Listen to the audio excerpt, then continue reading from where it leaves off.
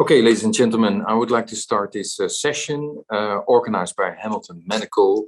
My sincere thanks go to the company for bringing an excellent group of presenters together who will share their experiences with automation and respiratory support. My name is Marcus Schultz. I'm an intensivist in Amsterdam, the Netherlands, currently not at the meeting, but in Amsterdam because of clinical activities. Of course, I'm very happy with the speakers of today. As said, it's a privilege to share the session with such a faculty, and I would like to thank the ISICEM for hosting us, and of course, thank you for attending this session. I promise this will be an interesting meeting or an interesting hour.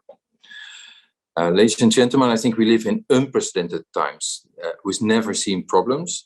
And while saying this, I realized that I've said this already before, maybe even last year in this meeting, and it feels a bit like repeating ourselves. But I think it's maybe better to say now that COVID-19 is here to stay, or in other words, it's becoming an endemic instead of a pandemic. And this brings new challenges, typical, for instance, for COVID-19, but also expands the existing pre-COVID challenges that have always been there with regard to mechanical ventilation and respiratory support in patients with acute respiratory failure or ARDS. And what I've learned over the last years is that ventilation in COVID-19 may not be too different from ventilation in patients with ARDS from another course, but the lung protective mechanical ventilation is more important than ever. More importantly, care needs to be provided to many patients at a short period of time with many, and I mean here many more than ever, in successive surges of patients. And at times, this needs to be provided by caregivers that may not be so experienced as you and other experts of ventilatory support or invasive ventilation.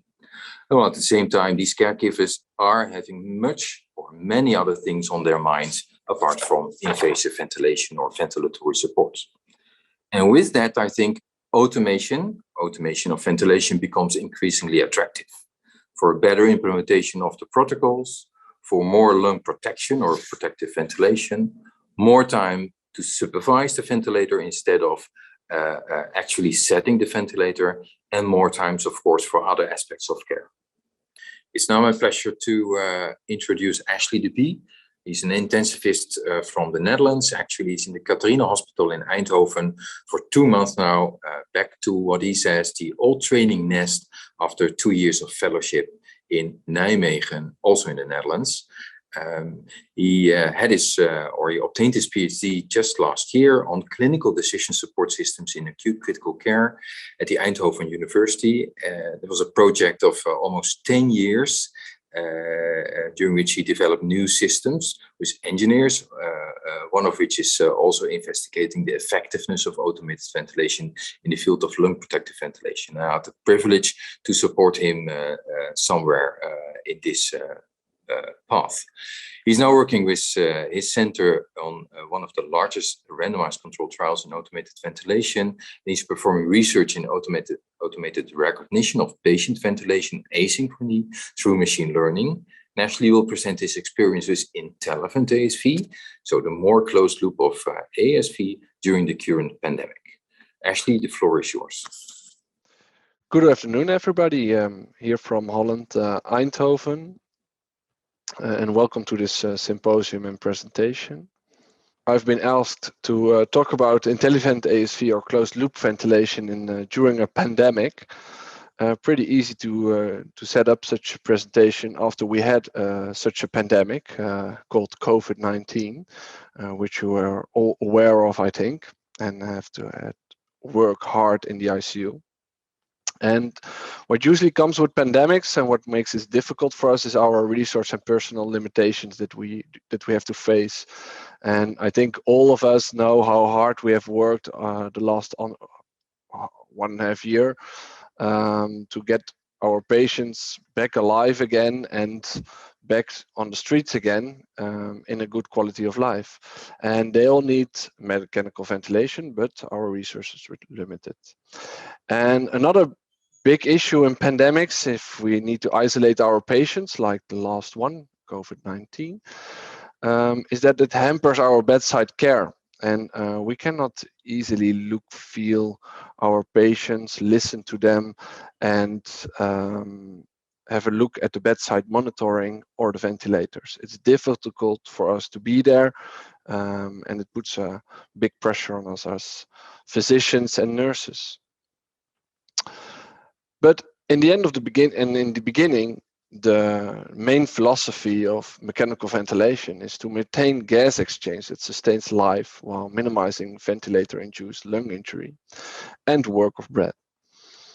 And to add something to it, what last years, we want to personalize also the mechanical ventilation, and it's a continuous process ventilating a person. A person takes a breath every few seconds, and this breath can change over time. And also the pathology and the etiology of the disease can change over time. So it's important that we change our settings during the process. And what is nice during a pandemic is that it takes less instead of more work to ventilate our patients in a personalized way. So, which might help in these pandemics and when researchers are limited, is closed loop ventilation.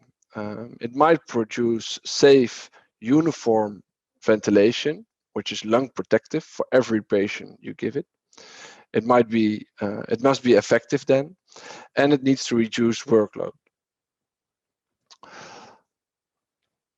And what would be especially interesting if we have a closed loop ventilation mode that can help our patient while in controlled ventilation when it's very sick and most of the work of breath is taken by the ventilator, and it can bring our patient immediately to a weaning session to get it extubated in a smooth overall ventilation period.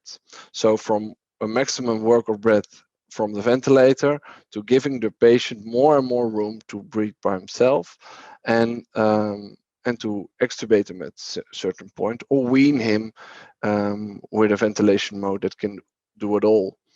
And why it's interesting is this gray zone between it, which may cause a lot of asynchronies for our patient on the ventilator, because it's waking up, it wants to do some things on its own, but it's still having a lot of dead space ventilation or critical illness myopathy, and it's too weak to breathe on its own, so it still needs also the ventilator to help him.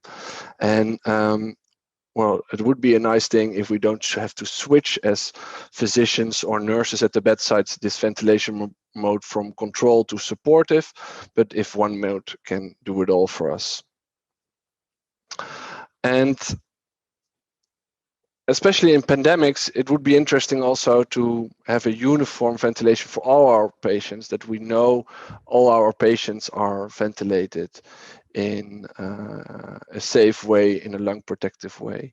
And even if we have patients who are very difficult to ventilate, and maybe even our closed loop machine modes are not able to ventilate them as good as we can do it ourselves, and we want to switch on the manual device, and we want to choose our own parameters and how we want to ventilate it. It might help us if we have a closed loop automated ventilation mode, which can do the more easy to ventilate patients. So we have to and we can monitor these patients, how they are ventilated. The ventilator does it all on its own. We don't have to do much, and we can see if everything goes fine, and maybe easy automatic weaning. But and we can focus on our patients who need more care on the respiratory tract. And in the beginning of COVID, as you can see here, when COVID was in the Dutch ICU, we were overwhelmed. It went above our capacity, and we had a lot of difficult to wean or difficult to ventilate patients with ARDS. And but we also had some patients who were a little bit further in their ventilation period, and were weaning, and maybe an automatic system could help us with it. And as we go on in our period and where we are now in the timeline, we see that there is less COVID, and we are trying to get our surgery done again, and those are more normal lungs. So if we have automated ventilation for these patients, it can also reduce our workload, and we can focus on those difficult to ventilate patients that still are coming in with COVID. One of the most advanced closed loop ventilation modes nowadays is INTELLiVENT-ASV. And I just want to give you a quick idea on what it is and what closed loop ventilation is, and how it differs from ASV, of what my previous speaker was talking about. And like with ASV, the operator has to complete the patient characteristics in the ventilator. So it has to put in its height and sex, so it can determine the ideal body weight. But other than ASV, it also has to complete the pathology that the patient has, and I will show you in the next screen how it looks like, and the kind of weaning strategy if the physician wants to wean the patient with INTELLiVENT. And what the computer then does is first it starts to analyze the breath of the patient. Is it controlled ventilation or supportive ventilation? And it uses the ASV algorithm to determine what the percentage minute volume must be, so the respiratory rate and the tidal volume, the breath type, if it needs to be supportive or controlled, and the inspiration time. And it does this for the ventilation part of the mechanical ventilation, so for the CO2. And the sensors of this machine then pick up the end tidal CO2, and the flow sensor determines the compliance of the patient. And then the algorithms can change the settings of the ventilator, so they can increase the minute volume of the ventilator, or they can decrease it. And if the patient starts to breathe spontaneously, then it can change the breath type to a more supportive type. And that's for the ventilation part, so more the CO2 part.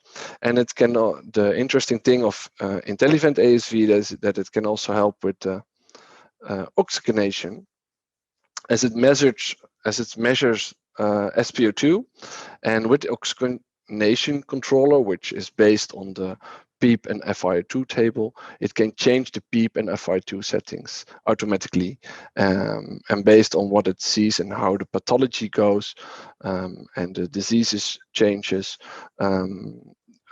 these settings can change.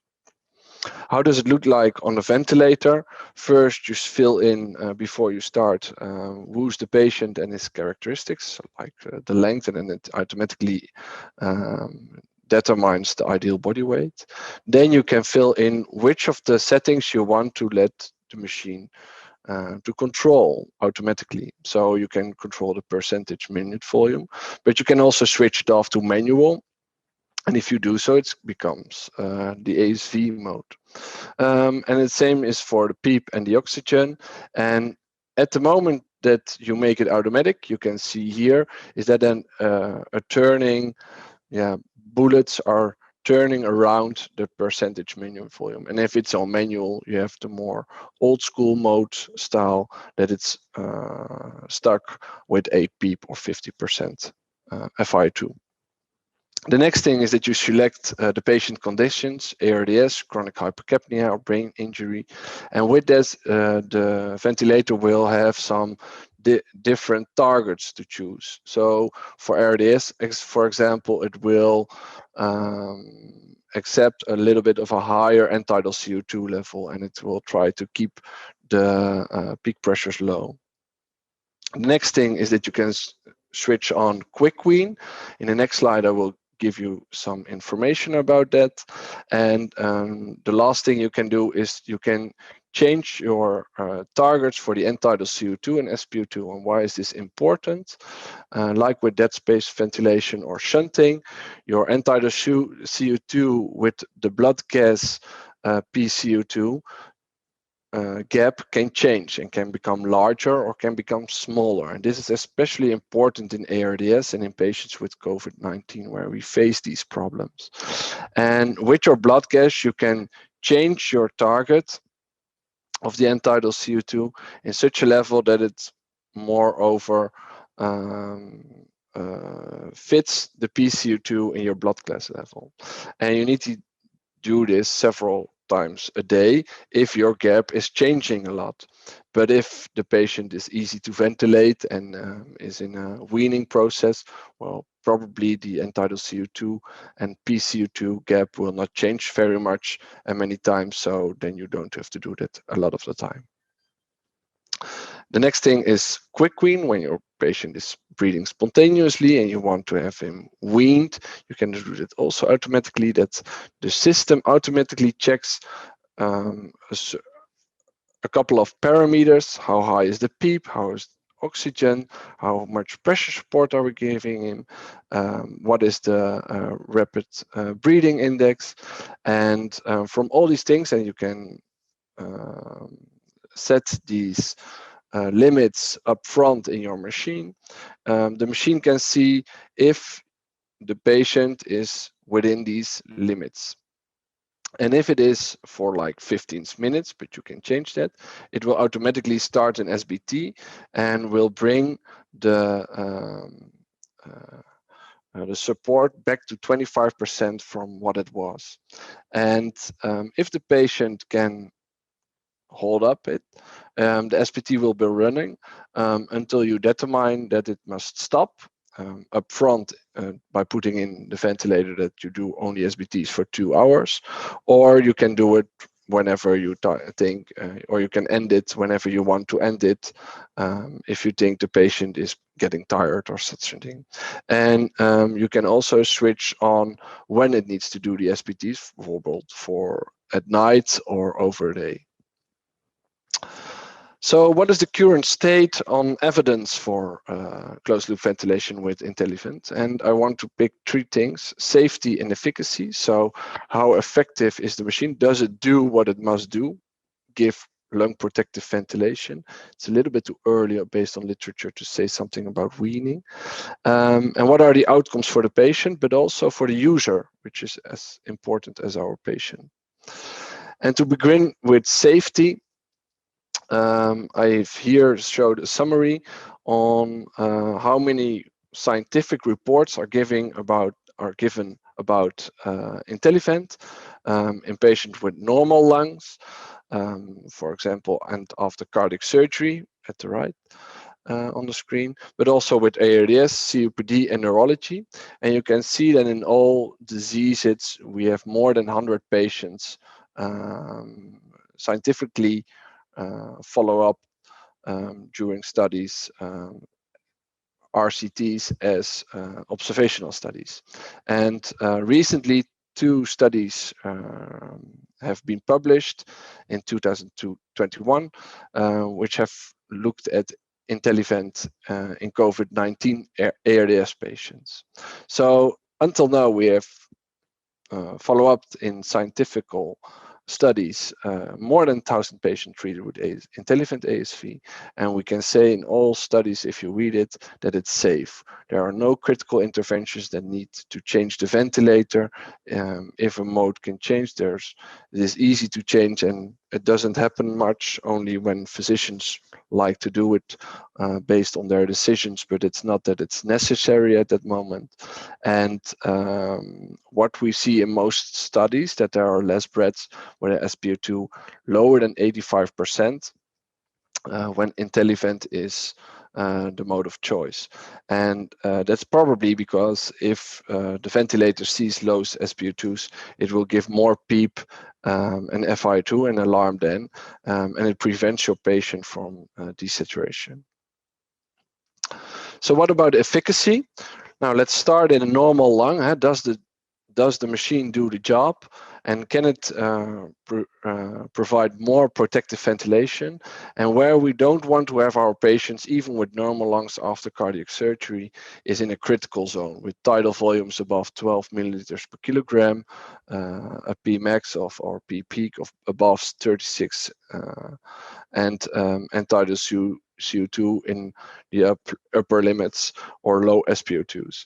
And if we choose such a zone, we can see how our ventilators work if we compare that with a more conventional mode, with a volume controlled mode and pressure support. And in cardiac surgery patients, we saw last year in a big group that in an RCT that the percentage of critical zone ventilation, so not lung protective ventilation, that went down from 0.3% of the total of all breaths to less than 3%. And also the optimal zone became larger with INTELLiVENT. And recently, in one of the studies that were published about COVID, only in 40 patients, but with 23 INTELLiVENT-ASV patients, we see the same results that with conventional ventilation. The optimal ventilation zone is reached in 37.5% of the breaths, while it goes up to 65.1% with closed loop ventilation mode. So in a larger amount of time, especially in the most important time period, in the beginning of ARDS, when we can make severe lung damage with our ventilation because the lung is sick, we can bring up the time and the amount of breaths that receive lung protective ventilation with INTELLiVENT-ASV. But indeed, these studies are still small and larger studies need to come. And if we look at certain important parameters like driving pressure and mechanical power, you can see that in this study of Arnaud from 2020 with esophageal pressure measurements, that the driving pressure in all is low, even in the ARDS patients, and also in the mechanical power stays below 17 joules per minute, and only in a few patients it becomes above that, but in the majority it keeps it low. And when we compare it with conventional ventilation, first on the left side of your screen, you can see the driving pressure and mechanical power for normal lung patients with after cardiac surgery, and you see that in the driving pressure is lower with automated ventilation with INTELLiVENT, and also the mechanical power. And interestingly, we see the same kind of graphs for patients with ARDS and COVID-19 in the recently studied study of Wendell Garcia in COVID patients. So do these more lung protective ventilation periods improve patient-related outcomes? Not yet. There are no clear differences yet. It does not change mortality yet. The length of stay is only shortened in one study, but also the ventilation time, re-intubate rate, and post-NIV rate after extubation is doesn't differ significantly from the conventional groups. But this is done in this included, of the 12 studies, included 7 observational studies, of which 2 COVID studies that were recently published, and 5 of these observational studies and 3 RCTs are in cardiac surgery patients. And in these patients, well, the difference you can reach is very low, and you need to probably there's a bigger chance to see a difference in ARDS patients that have a long period of ventilation and in bigger groups than the COVID studies that have been done until so far. And therefore, we are very interested to see those 2 studies here below that will come up, and we'll start now to use INTELLiVENT and compare it with conventional ventilation in ARDS COVID patients in America, I believe, the lowest one in more than 400 patients, and the active study that will has started yet recently to see in a big group of intensive care unit patients, including ARDS patients, if it can improve patient-related outcomes. But even when it cannot improve patient-related outcomes, there's closed-loop ventilation modes can be very useful because it can also have improved user-related outcomes. It might make our work easier. And what we see in many studies now, and also in the recently COVID study of Wendell Garcia, is that the number of interventions with the machine is going down, and it brings up a lot rest and makes it easier for nurses to monitor the ventilator doing his job, instead of have to look at it and change the settings constantly, which will give them more focus to do other things while monitoring the ventilating mode. If it does the things they would also do with their patient, and if that's correct, then they will see how the ventilator does.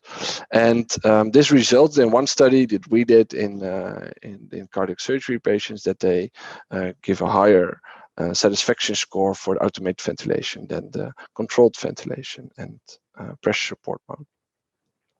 So what are the future perspectives? I think we are on a journey to ventilate our patients better and better. And we started with the iron lung. We are now in closed loop ventilation on static algorithms. They are still not self-learning, and they cannot read our CT scans to assume how much baby lung there, for example, is, and to adjust the parameters on these things and learn from other patients. And those things are coming ahead. And you need to choose where you want to step up on this street or on this journey. Do you want already to get familiar with closed loop ventilation in these static algorithms that are still understandable for us, or are you waiting for this self-learning system that's absolutely perfect, but they probably need to wait a little bit more and longer, while you can now give your personnel and staff the opportunity to see how closed loop ventilation works. So my take home message for today is INTELLiVENT-ASV in pandemics, in difficult and easy to ventilate patients. It's safe. It does the job. It does what it has to do, is lung protective ventilation, but the outcomes are still uncertain due to small studies or RCTs in normal lung patients after cardiac surgery, in which it is difficult to determine if outcomes can improve, like shorter ventilation time or mortality or ICU length of stay durations, because those are many other factors are influencing these outcomes. And my tip of the day is that you have to start easy. Don't start in the most difficult patient with this closed loop ventilation modes, and learn to monitor this ventilation. See what the machine does. Does the machine do what you would expect to do in this ventilation in this patient? And if it doesn't, go back to the patient, think, why is the machine doing this? Is there a pneumothorax or something else? Is how is he circulating? And if you learn that, it will be much easier to handle the ventilation of your patients. I want to thank you all for your attendance, and have a nice symposium. Thank you very much, Ashley, for giving this nice presentation and sharing your data. And I would like to thank again Hamilton for making this all possible. Speak to you soon. Thank you so much.